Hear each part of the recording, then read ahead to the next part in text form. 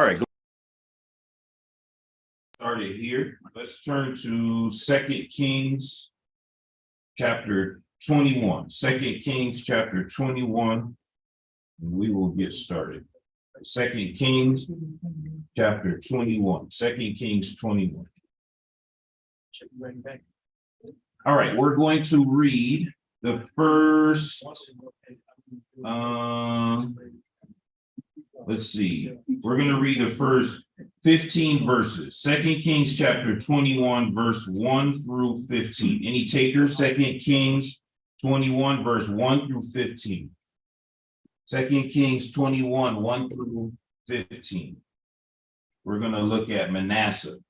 And let's see if he's going to be a good king or a bad king. We'll be able to know right off the bat. 2 Kings 21, 1 through 15. Anybody want to read? If not, I'll read it. Okay, go ahead, brother.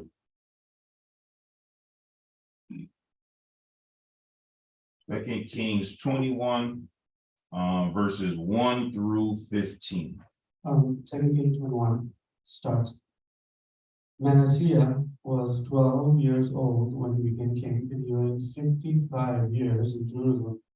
His mother's name was Hephzibah, and he did evil in the sight of the Lord, according to the abominations of the nations whom the Lord had cast out before the children of Israel.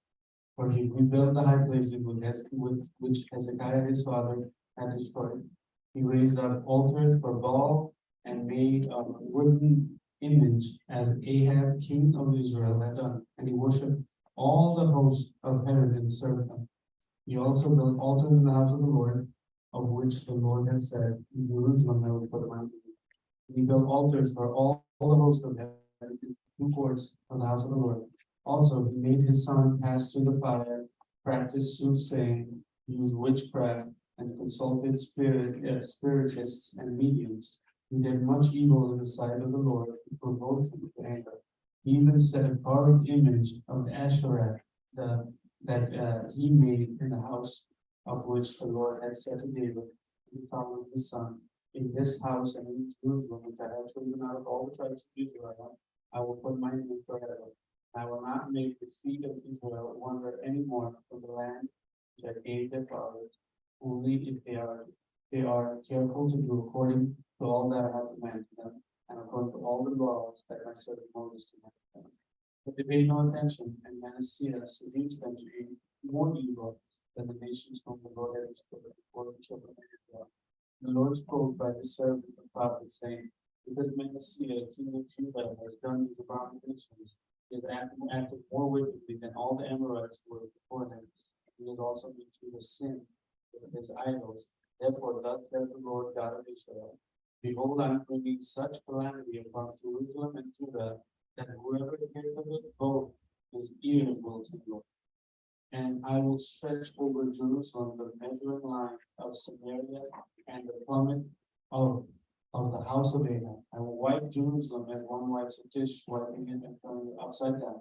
So I will forsake the remnant of my inheritance and deliver them to the hands of their enemies, and they shall become victims of plunder to all their enemies, because they have done evil in the sight, and have provoked me to anger since the day of their fathers came out of Egypt, even to this day. All right, let's go to right now. Hold your finger there. 2 Chronicles 33. 2 Chronicles 33, verses 1 through 20. 2 Chronicles 33, 1 through 20, because we're going to see a little bit more detail, including some redemption from Manasseh. 2 Chronicles 33, verses 1 through 20. Who'd like to read that? 2 Chronicles 33, verses 1 through 20. 2 Chronicles 33, verses 1 through 20. Okay, go ahead, brother. 2 Chronicles starting in chapter 33. Manasseh was 12 years old when he became king, and he reigned 55 years in Jerusalem. But he did evil in the sight of the Lord, according to the abominations of the nations whom the Lord had cast out before the children of Israel. For he rebuilt the high places which Hezekiah his father had broken down. He raised up altars for the Baal, and made wooden images, and he worshipped all the hosts of the heaven and served them. He also built altars in the house of the Lord, of which the Lord had said, in Jerusalem shall my name be forever. He built altars for all the hosts of heaven in the two courts of the house of the Lord. Also he caused his sons to pass through the fire in the valley of the son of Hinnom. He practiced soothsaying, which used witchcraft and sorcery, and insulted mediums and spiritists. He did much evil in the sight of the Lord, to provoke him to anger. He even set a carved image, the idol which he had made in the house of God, of which God had said to David and Solomon his son, in this house and in Jerusalem, which I have chosen out of all the tribes of Israel, I will put my name forever, and I will not again remove the foot of Israel from the land which I have appointed for your father, only if they are careful to do all that I have commanded them, according to the whole law and the statutes and ordinances by the hand of Moses. So Manasseh seduced Judah and the inhabitants of Jerusalem to do more evil than the nations the Lord had destroyed before the children of Israel.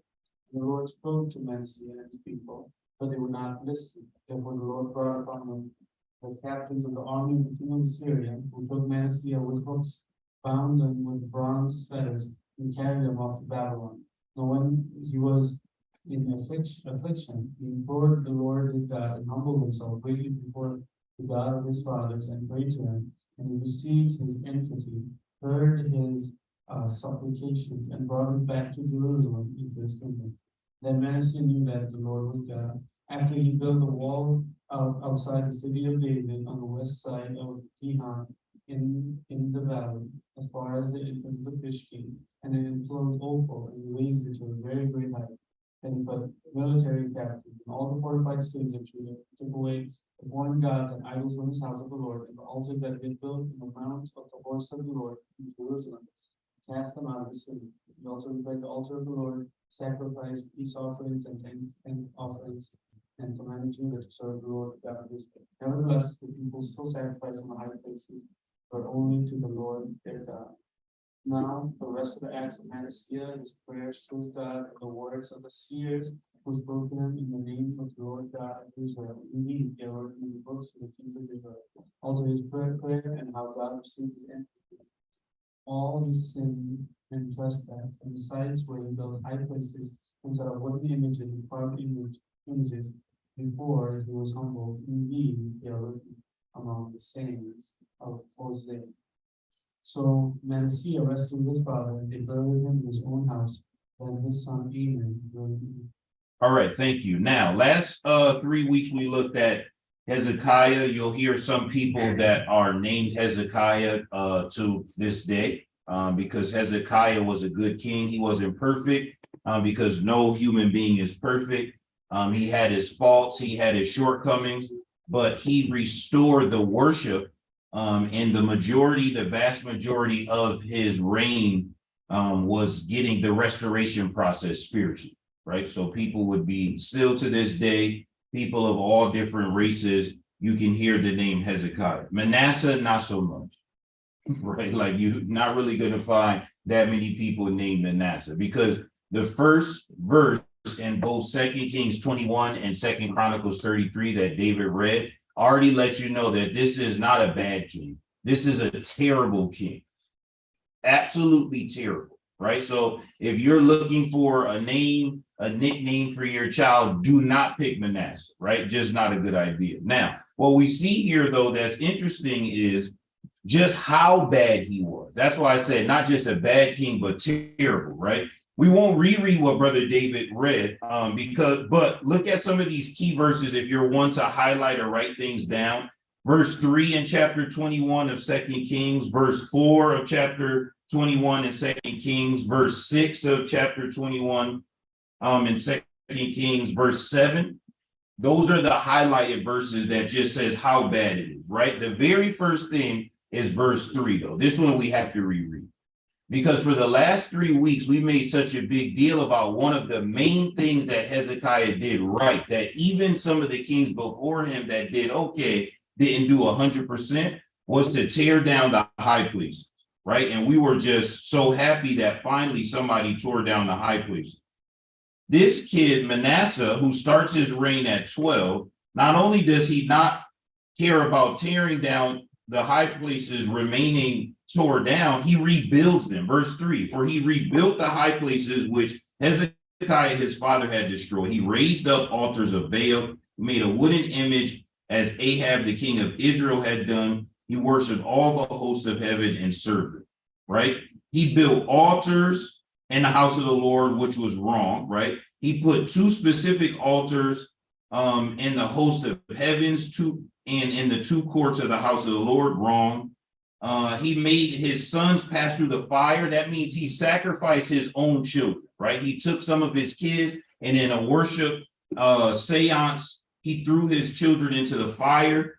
Verse 6, he practiced soothsaying, witchcraft. He consulted spiritists, mediums. He did much evil in the sight of the Lord, right? He even carved the image of Asherah that he had made in the house of which the Lord had said to David and Solomon, in this house and in Jerusalem, which I have chosen out of all the tribes, I will put my name forever. The only condition God had in verse 8 was, don't stray from the law, meaning don't do what I'm not commanding you, don't worship other gods, and we just can keep going on from there.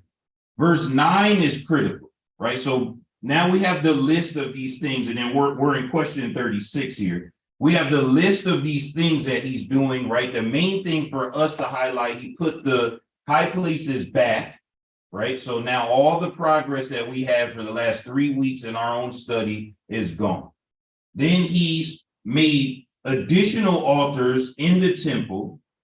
He went back to sacrificing his own children, which is an abomination even to people, let alone to God, right? Like you can go to different cultures and ask them, hey, would you think it's a good idea to sacrifice your own children in the fire? People say, what kind of religion is that? No. So you have this in place.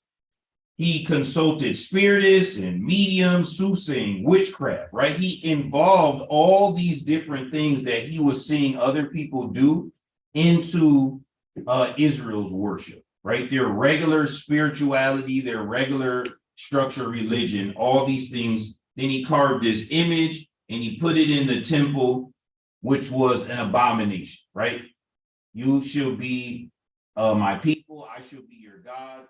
That was the agreement that God and the Israelites made with Moses, and God's don't have any other gods before me, don't make any carved images, don't use my name in vain, and we can just keep going on and on and on. So already we seen he got rid of all of it, right? And then in Chronicles, we learn he also shed a lot of innocent blood. So we could just go through the 10 commandments, not even the whole law, and we see he's breaking a good number, right? Like we don't even have to go deep as Bible students. We just go in the first 10 commandments. And again, you can look at some of these key verses in 2 Chronicles would be verse 3, verse 4, verse 6, verse 7. Now, verse 9 in 2 Chronicles 33 and verse 9 in 2 Kings 21 is what really we want to focus on now. 2 Kings 21:9 says, but they paid no attention to people, and Manasseh seduced them to do more evil than the nations whom the Lord had destroyed before the children of Israel. And then 2 Chronicles 33 verse 9 is interesting. So Manasseh seduced Judah and the inhabitants of Israel to do more evil than the nation which the Lord had destroyed before the children of Israel. Same verse number in the same context, right? What is this saying? It's not so much for now. Keep in mind, the people were under a king that reduced and eliminated the spiritual confusion. Now his son brings it back. So it's interesting that both scriptures, if you're looking at New King James, is using the word or the phrase seduce. Because it's not just putting it back. I have to get people by persuading them to do something which they stopped doing. See why we're talking about seduction, which is mostly a phrase used in relationship or mostly in a sexual reference, right? I have to try to get the people to go back. It's very hard to get people to go back, right? Especially after you do cleanup, see? So now when you have cleanup, I have to be very persuasive to get people to now skip a generation and go back to doing what we were doing before, see? So first thing I do is I rebuild the high places. so that people can see, because people are visual. Once people see, then they will remember.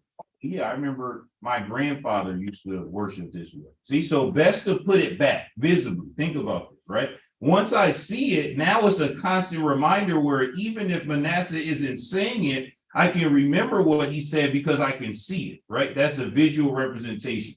Anything in the world operates that way. Just go into the business world, which is why branding, colors, and logos are so important, because it's visual, right? Like if I can fixate an idea to a visual logo, the business can just grow, right? Because now I don't even have to use words or language, right? Every person will know this logo represents said thing. See my point? So he's bringing these things back visually.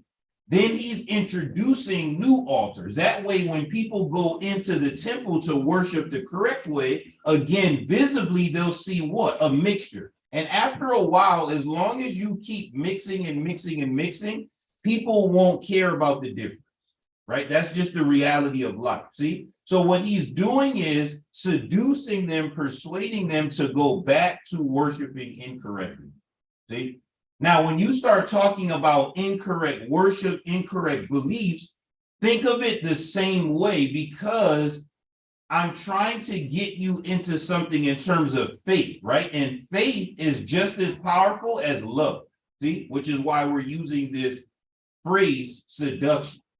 So in order for me to persuade you, most of the time, people who are seducing others for vain purposes, they're going to use things that they know the person likes to hear and experience to bring them over to their affection side. Once they have them on the affection side, right, then from there, we're good, right? Because from there, I'll just infiltrate their mind's conscious with my ideology. And before you know it, what I'm putting into their mind is intertwined with what's already in their mind. And then I have, right? This is from the time of Adam and Eve all the way to today, right? This is just sad interaction of vain male to female interaction with seduction. This same terminology is what's being used here for a religious setting that the king is doing to the whole people. So much so that, and we'll get to this in a second, but in 2 Chronicles, when he gets this epiphany of stop doing this, the problem is verse 17 in 2 Chronicles 33, he seduced them so much to do evil that once he gets this epiphany that says, oh, we doing the wrong thing, the people said, no, I'm all set on the wrong thing. Because we like doing what we do. No, I made a mistake. I'm all set. See, and in real life, that works that way. Because once you get somebody's mind so intertwined with an ideology, even if you say, hey, I was wrong, that person's mind is rewired. See, how am I going to rewire again somebody's mind? I'd have to take the same level of effort that I did to wire. Psychologists will tell you this, right? This is why, sadly, when you are abused, most of the time, you either take one of two paths. You either are attracted to abusers or you abuse. Because your mind is wired a certain way, and therefore what society will deem as chaos is your normal, see?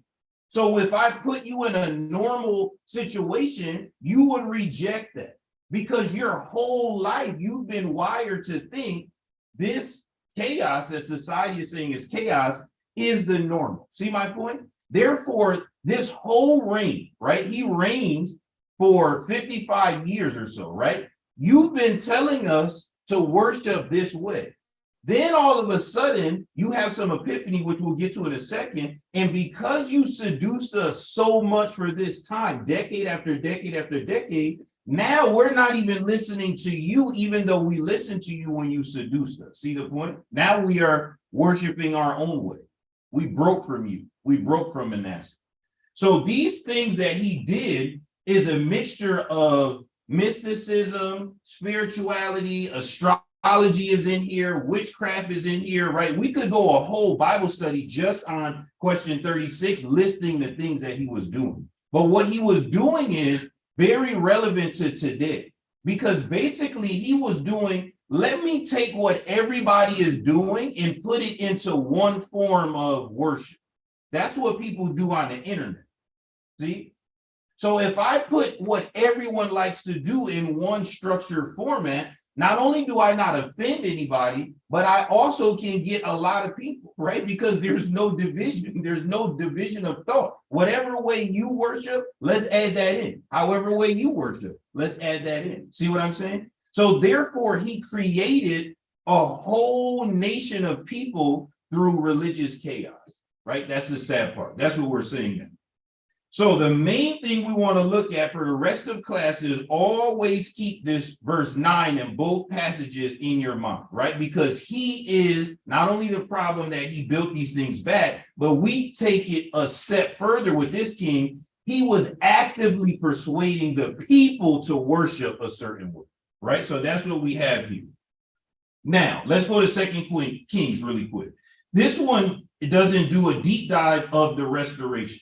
This one, after verse 9, it talks about God speaking to the prophets, God being upset, God promising calamity to Jerusalem and all the people, wiping Jerusalem. It says in verse 13, as someone washes a dish, wiping it and turning it upside down, right? Great imagery, right? That's 2 Kings. But let's go quickly to 2 Chronicles.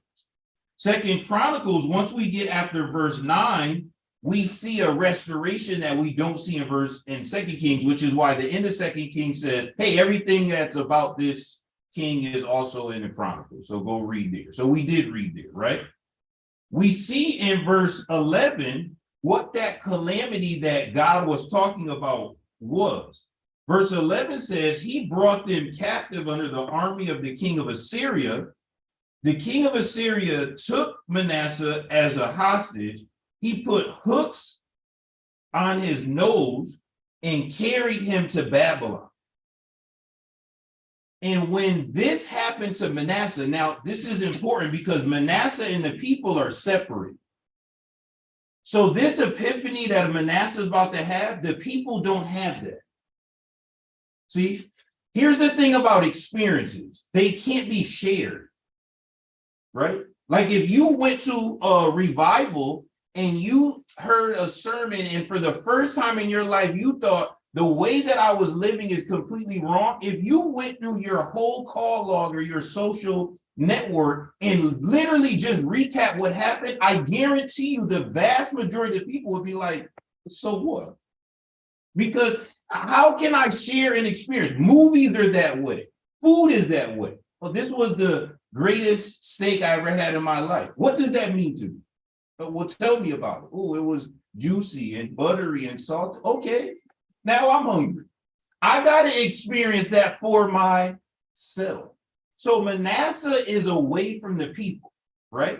And it says in verse 12, we're in 2 Chronicles 33.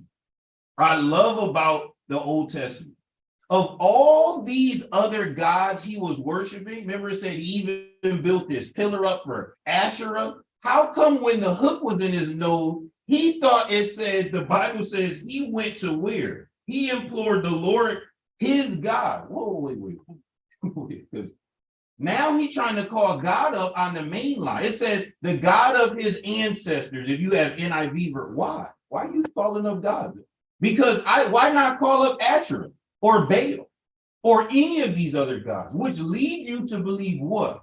That Manasseh knew full well he was doing foolishness this whole time. Which is why, notice in the New Testament when it talks about God knowing the hearts and the minds of people, right? We always be saying, people don't know. They doing the best they can, right? We see clear, Manasseh knew what he was doing, see? Because when the rubber hit the road, if he really believed in all that other stuff he believed in, why would he not pray to them, right? To save them.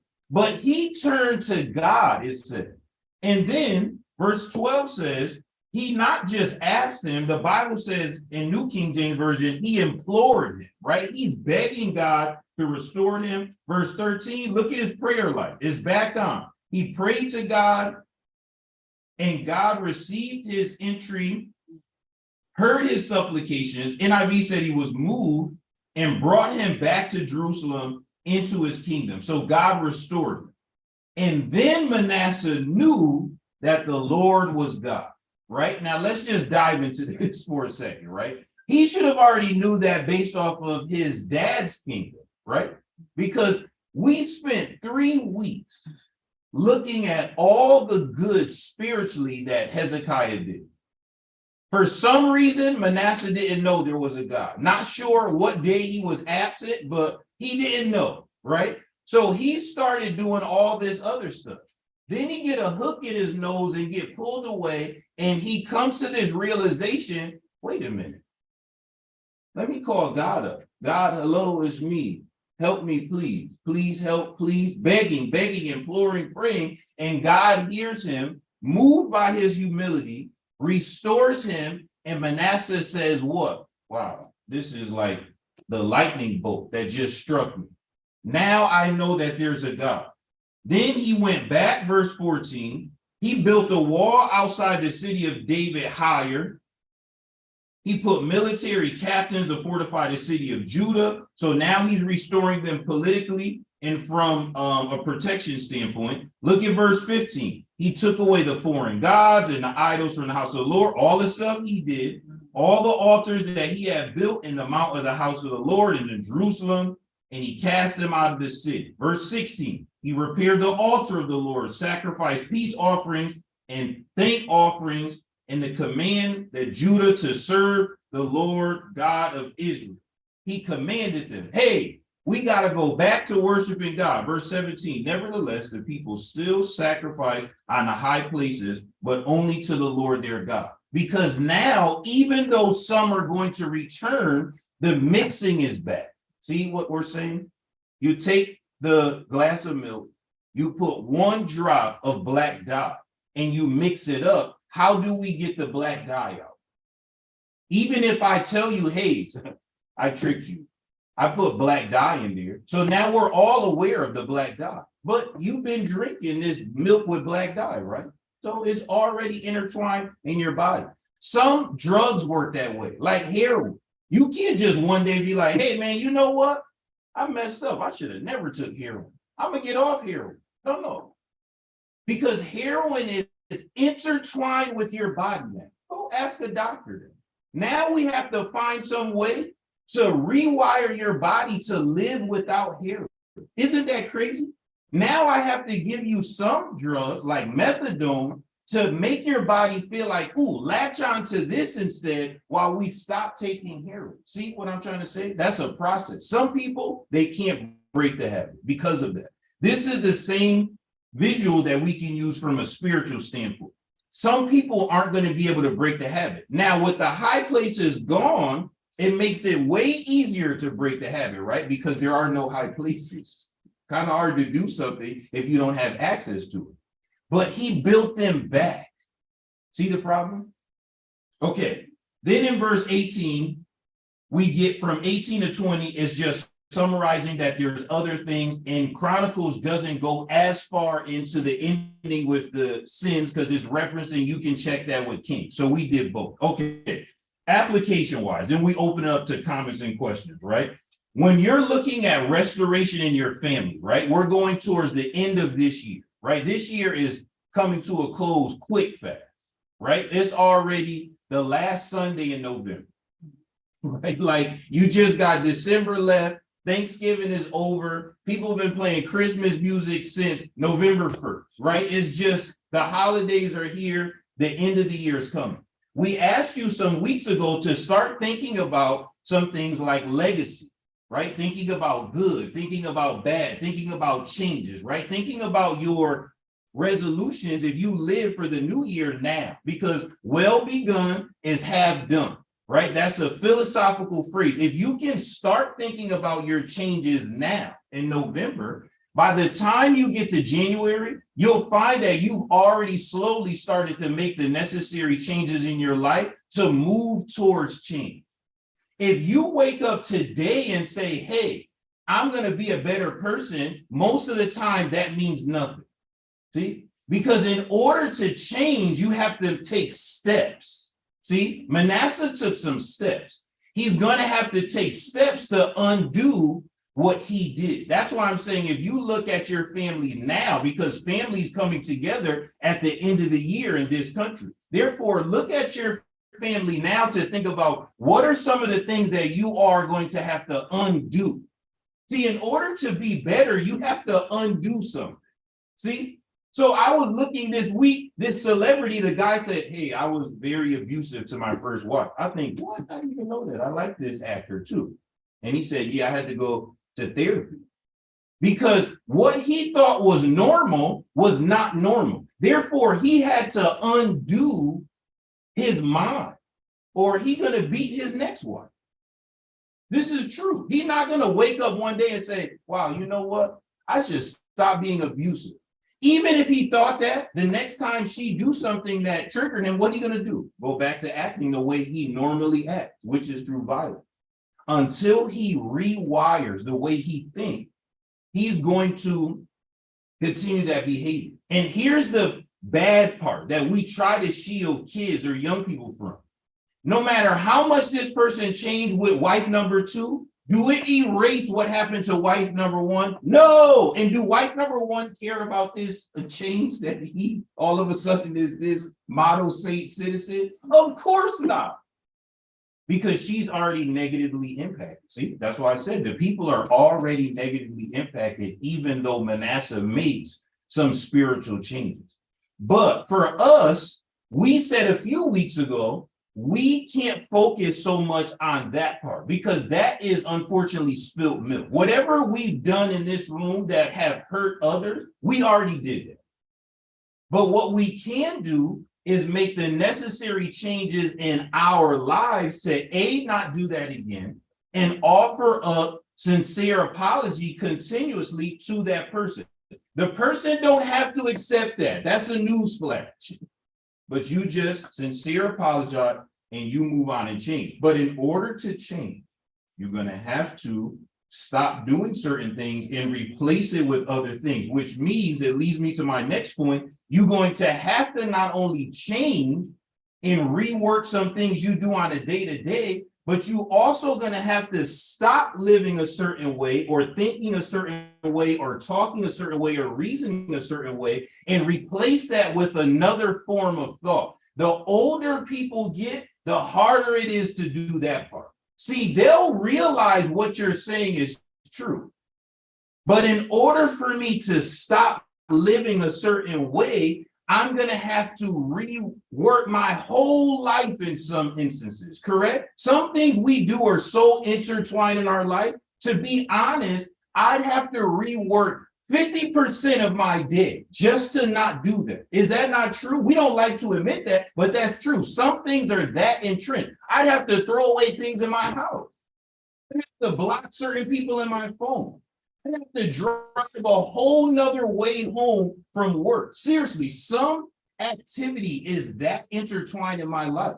In order for me to honestly say, okay, I'm going to literally not do this anymore, I'd have to remove that said thing from the presence of my existence. People say, well, I don't want to do that. I'm already whatever age. I got to rework my whole life. Look, God's just going to have to understand. See? But until you rework and let God clean up like the dish, you'll never be fully clean. And that said thing will always be there like the snake or serpent slithering around in the garden. You always know that is there. That's why God removed Adam and Eve from the garden, because they wouldn't have been able to exist mentally in the garden anymore. You know why? Because the whole time they would be thinking the tree is there. So I got to remove the tree from you, period. So you can't even see the tree because the tree would have been a constant reminder. And how would they have progressed as a couple? Right? Think about that. Of all the marital problems that people have today, imagine Adam and Eve. How are they going to progress as a couple? God had to remove them from the tree totally, or they never would have got to the point where they would have had children, because it would have been such a blocker in their life. They never would have been able to move past it. That's why I'm telling you, some things in your life or in your family's life, you're going to have to remove completely, not bury, right? Because bury, I could go dig it up and I say, "Ooh, I thank God I didn't throw this away because I like this thing. Now it's a little dirty, but I got it back." You got to remove it. So therefore, the transition that we see that this man is trying to make, we have to analyze for the next several weeks. Are we willing to do that? Number one. And if we are, what are some of the ways we can implement that level of drastic change in our life for progression, right? Working out is that way. Hey, first, you got to go home and throw away everything that's in the cabinet and in the refrigerator. People say, I paid for that, so let me eat it first. Already, you're going to fail. Throw that away. Then you're going to have to change your diet.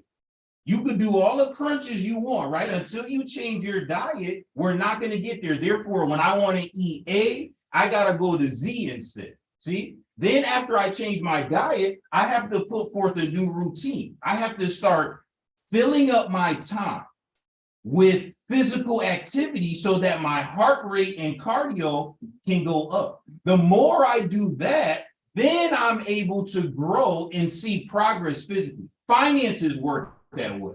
If you were trying to do any saving in 2023, you should have not swiped this weekend. Look, no, this is for 2023, I'm trying to say. Nope, you should have put yourself on a disciplined Black Friday weekend. But the problem is, you say, "Ooh, it's a good deal." Then you thinking Small Business Saturday and Cyber Monday. Now they got Travel Tuesday. By the time you look, then it's Christmas, New Year. You didn't say. You're still swiping. Then Martin Luther King weekend, man, that's a good time to go away because we get a 3-day. And you into 2023, and what saving did you do? See? So you have to, even though you see things that you may want or that you can afford to buy, if you're telling me you're trying to make financial changes, you're going to have to not swipe. And for some people, that's very difficult. From a spiritual standpoint, what are some of those things in your own life that you know, hey, while I'm reading this, I know some things in my life, 1, 2, 50 different things, I have to literally give up top to bottom. How do you give those things up?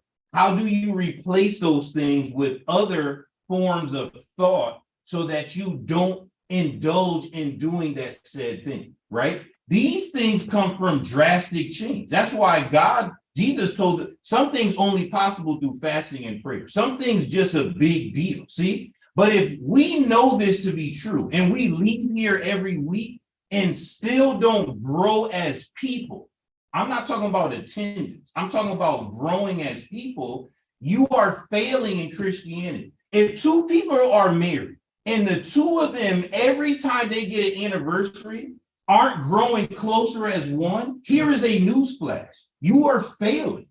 Your only sole purpose for two people coming together is to continually become as one. If you don't keep doing that, you are failing. You're wasting God's time and you're wasting the relationship's time because the relationship is trying to mature every year. See, if a child is not progressing physically every birthday, mentally every birthday, the body is thinking, I mean, we're not going to get no smarter this year. Nah, I'm going to still stay childlike. Which is why in society today, people got facial hair and use deodorant and still reasoning like babies. And people think, man, I remember culture before. People be married with 10 kids by 18 already. Some would say, I know some people, 58, they still on family share plan. What? Because unless you have a goal to progress, if you stay the same, you actually are declining. See what we're saying? If you're not increasing, you're actually declining. Finances. Let's talk about inflation. If you took $1, this is in your Bible with the talents. If you took $1, you put it in your drawer and you said, hey, listen, I have a problem with spending. So what I'm going to do is I'm not going to invest. I'm not going to swipe. I'm not looking at Black Friday, any Friday. I'm going to put this $1 in the kitchen drawer, and next year I'm going to open a drawer and $1 is going to be there. Any economist will tell you, you don't have $1, you have less. You're going to say, what are you talking about? I know what $1 looks like. This is $1. The problem, though, is everything around you, the cost of everything in that 1 year went like this.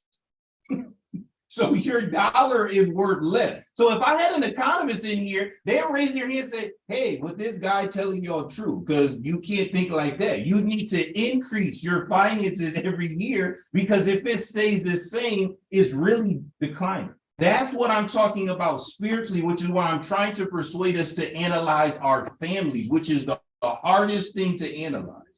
Think about your families this holiday season, yourself and your family. Are you all increasing, staying the same, or getting worse? If you're staying the same, you are getting worse. If you're getting worse, you're getting worse. See? If you're increasing, it's quantifiable.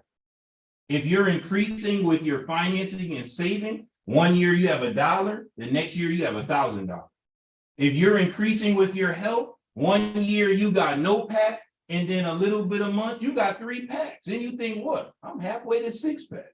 You can take blood work, you can go to physical, and the doctor say, what? You've been eating healthy, haven't you? And you think, I ain't want to say that, but I have. Because it's visible. It's the same thing with spiritual things. Only people who are delusional don't think the rest of the group can see the people who have increased spiritually in 2022 and the people who got worse. Because it's visible. As soon as you walk in the door, somebody can say, oh, look, that's a spiritual person. Or, nope, here, look, Ella's got an attitude. Look at him, look. Attitude. Only you think nobody gonna be able to tell I got an attitude. We all can tell. When you come down the house out into the kitchen, everyone knows you have an attitude. Hey, good morning. The whole room now is disrupted. See what I'm saying? Because it's visible. It's so visible. It's just as visible as losing weight. It's just as visible as saving money. So when we look at Manasseh's life during this time period, I can't help but see so many similarities of how people act today. When he backed against the wall, he called to God. God loved so much, he gave his only begotten son, so he forgive Manasseh, right? He restores him. Manasseh makes these changes, but he didn't make them in totality, and the people still were worshiping, some correct and some incorrect. So some of the things we're looking at, we got to say, wait a minute, before I go down this path with my family, I got to stop so I don't introduce these confusions. That's one thing. Second of all, if I notice that we need to course correct as a family, it don't matter if you a widow, a grandmother, all the way to a teenager. The teenager might be the one to say, we got to do better in this house. You're going to have to analyze and make an inventory. He listed in 2 Chronicles all the things that he did that he had to undo. See what I'm saying? Go home and write some things down. Hey, what do we need to work on? As a couple, every year, 2 people should write something down. Oh, I don't write things down. Already you discounting what I'm saying because you telling me what you don't do. Then if it's written down, you know what you can do next year? You can look at the list. Hey, did we make any improvement on this list? Let me see. Ooh, child, I need more paper. I got to add something. That means we failed because we're supposed to be getting less on our list, not adding more. But people say, oh, I don't write things down. Oh, well, keep having the kind of marriage you have. If you keep doing what you've been doing, you're going to get the same results. If you keep parenting the way you've been parenting, you're going to get the same result. You keep working out the way you're working out, and a physical trainer come over and say, you're doing the push-ups wrong, and you say, my dad taught me how to do push-ups. You keep doing them wrong then. You're going to keep getting the same results. We hear this every time we open the Bible, right? But how many of us put it into practice? That's what I'm trying to stress today. Not hearing, but doers. You know how the brothers say, God bless the hearers and the doers, not just the hearers, right? So what we want to make sure we get as we look at this week.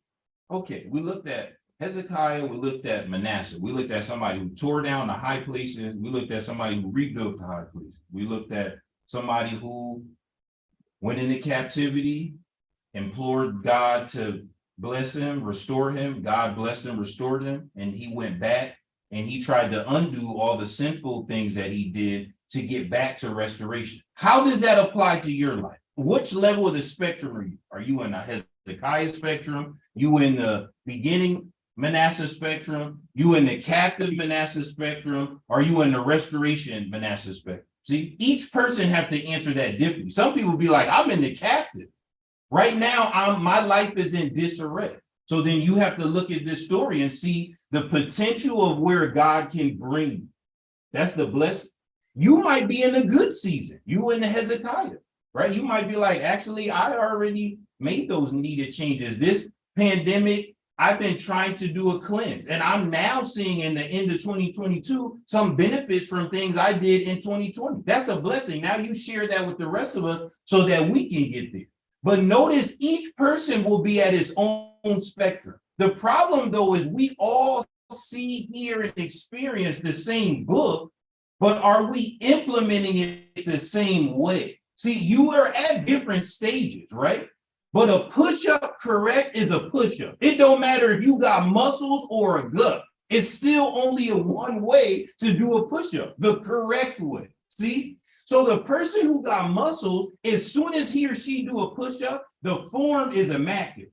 The person who's out of shape say, well, let me just try and I'll get there. No, you got to do it the right way the first time, or you're going to implement a habit of doing push-ups wrong. And when somebody comes to you and say, you're not doing it the right way, now you got to relearn how to do push-ups.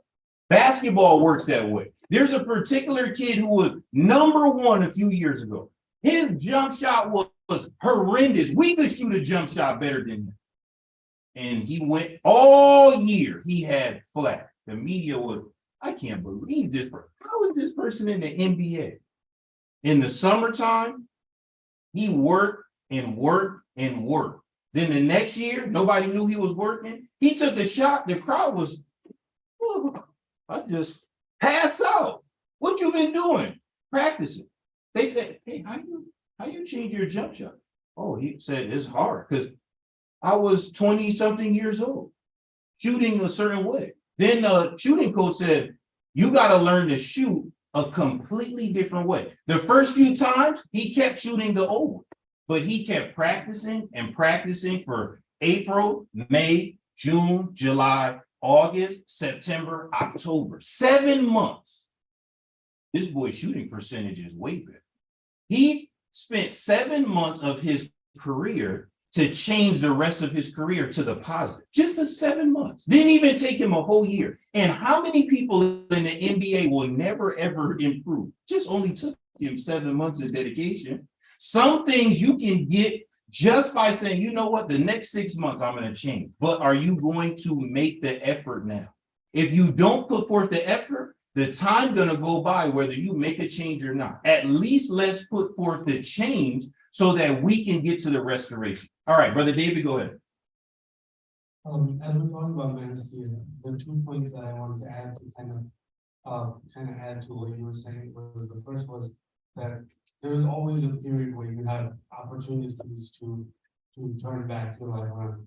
Because that's one of the things that with certain kings, they get chances, but they don't take advantage of it. In this scenario, even though things might happen in your life where you feel like this is it, like this is as low as you can get, there's always a direction you can go, which is up, right? There's always a way for you to make changes, even though you're saying, as you're saying correctly, that there is no scenario where you can't affect the things you have done to other people. That's not going to change.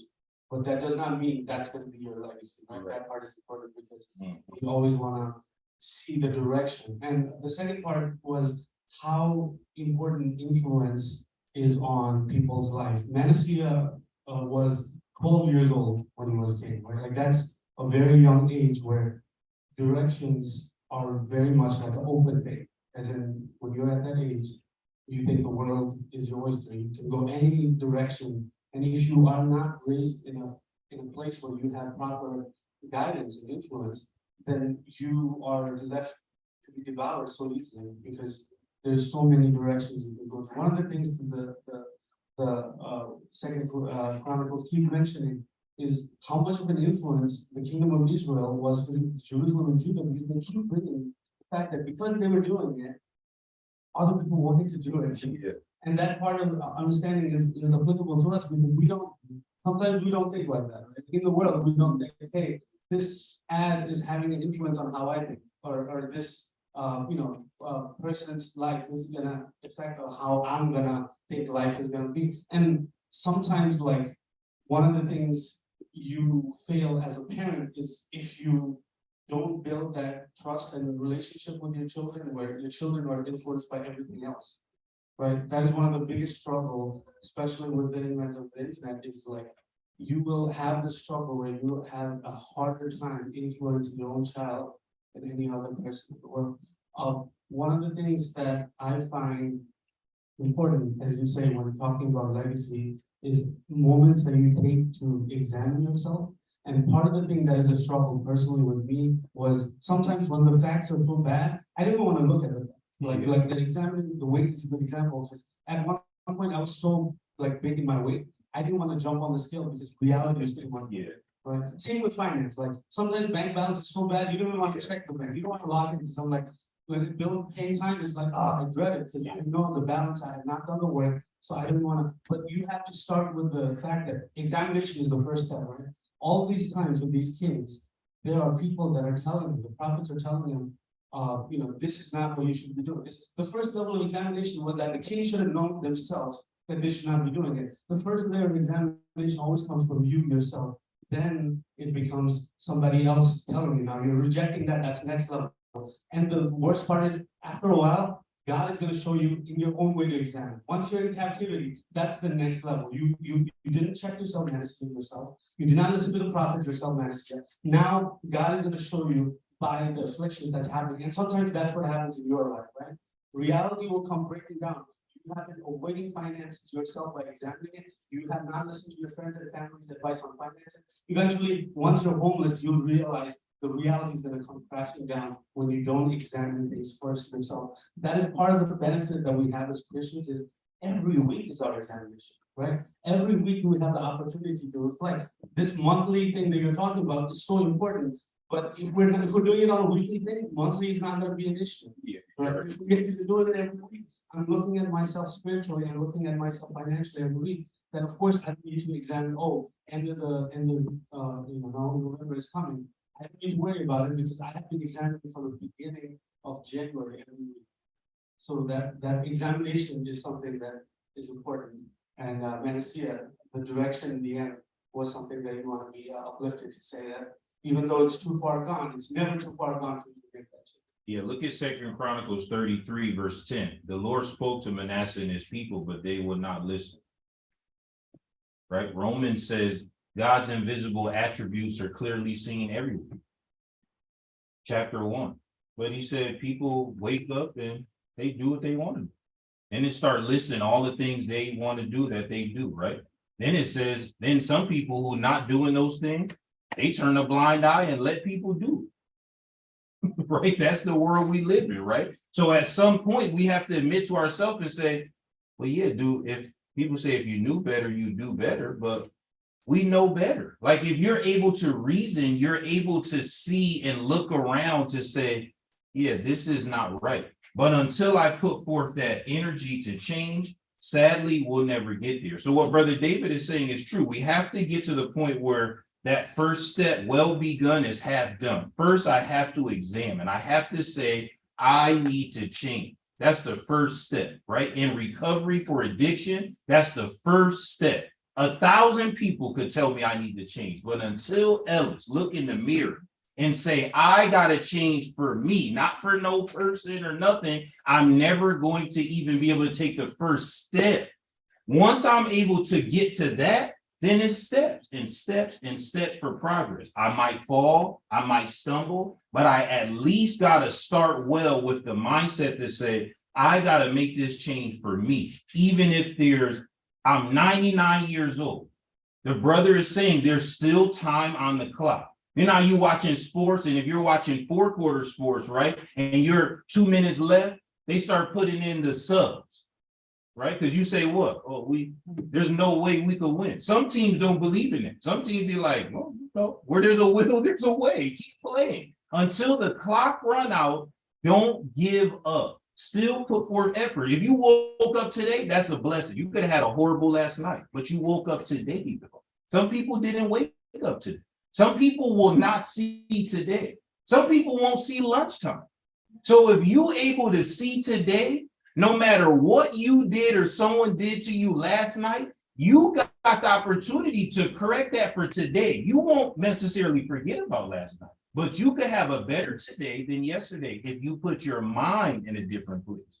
The people that hear that and believe that will have a great rest of their day. The people that say, oh, this guy don't know what I went through, all right, you already introducing the negativity, the woe is me, and you'll never get there. See, because that's how powerful your mind is, right? Physical health work that way. Oh, I'm sick, I'm sick, I'm sick. You go to doctor, sometimes doctor said, we don't know what's wrong with you. Some people say, I'm not gonna be sick no more.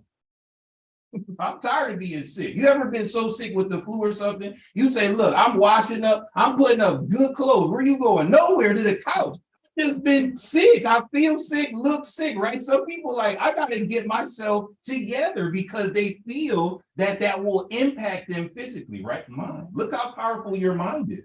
So let's not discount these things. Let's not only implement them in one way of our life. Right? Let's implement them in every aspect of our life so that we can grow. Okay, Sister Stanley, and then we'll close for work. Yeah, so I think, one of the things I started to give Manasseh a pass, I thought, well, he was only 12 when he started to reign, but he had enough history with his father where he should have been better, right? So as he's influenced, I'm sure, by others, right? And then to deliberately try to persuade the people, right, to turn away.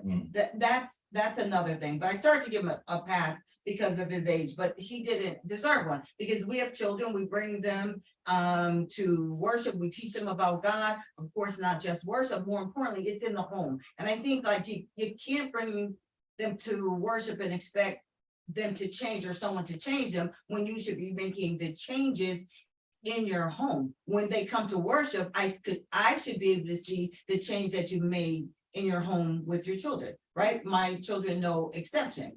So I think it does definitely start in that upbringing of what's happening. But I also look at the heart of Manasseh, not just to say, because I think when we get in trouble, we pray to God because we're in trouble in the moment. People are guilty of a crime. And they say, well, they're feeling sorry for themselves, not because they committed the crime, right? There's no repentance there, or they're not, but they're just right because they got caught. So I think for us, we come and sometimes we're, when we're rock bottom, right? When the rubber meets the road, or, you are rock bottom, there's only one place to look, and that's up. We go to God. But Manasseh made a change, right? He started going back to correct the things that he did wrong. That course correction is important. Sometimes we want to go to God, but we don't make the course correction in our lives. And I think the course correction in our lives is so important because it helps us see, when you talk about getting rid of things, yeah, sometimes it is. It's getting rid of Facebook. It's getting rid of people, not getting rid of them in a bad sense, but just that I can't have you in my life because the influence you have is causing me to do things that I know I should not do, right? And most people don't want to do that. You've got to be seen. You've got to be heard. Everybody needs to know why, right? Focus on yourself. And I think we all have to do that. That's a harder thing to do because we go to God and say, I repented, I'm good. But are you really good? You didn't make any changes. You went to God. God's going to accept, just like he accepted the prayer of Manasseh, but Manasseh also had action behind the words. Look, if I'm really gonna go on this diet, I do have to throw the stuff away. I don't want to because I already paid for it. So I want to eat it first and then I'll say, okay, now I'm ready. It doesn't really work like that. That's how you hear people say, well, cold turkey, stop smoking. Cold turkey, stop drinking. Like that's a person with a made up mind that said, I don't care, I'm not doing it anymore. It's hard as a Christian to get to that point, but God expects us to make some corrections. It's not only him, we're praying to him. He's like, okay, I'm going to give you a pathway, but what about your life? What changes, what spiritual changes, what changes in your home? Because again, the changes that you make in your home, they are seen spiritually. They definitely are seen. So if you don't come to anything, if you don't participate, I'm not sure what the changes are. Maybe it's just like, Lord, forgive me, and we keep it moving. But I don't think that that's what God requires from us. He requires us, just like Manasseh, we have to do better. And the only way to do better is to make a change in what's happening in our lives, what's happening in our home. Set those goals, and they may be hard. Yes, and no one said they're easy, but again, you have resources. God puts people in your life. Like, we didn't all just come to church all of a sudden, right? I can say us, our family, and here is where we are, right? People want to come to God when they're perfect. You're never going to be, but you have to try and strive to do better, right? You can't say, okay, Lord, I think I'm worthy now, I'm better, here is where I am. But no, it's like, what can I do? What changes? Coming to Bible study, is it hard?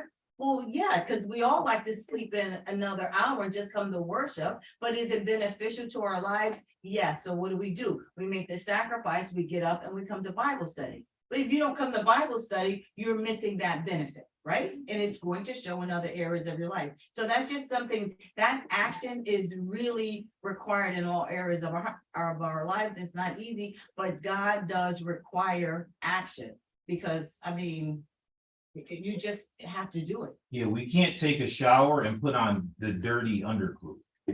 That's how kids bathe, right? Or you wash your hands. What you ask kids? Did you use soap?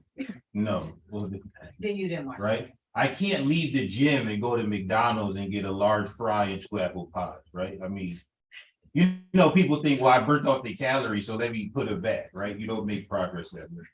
All right, thank you for everyone's participation. Let's end the stream for Bible study now.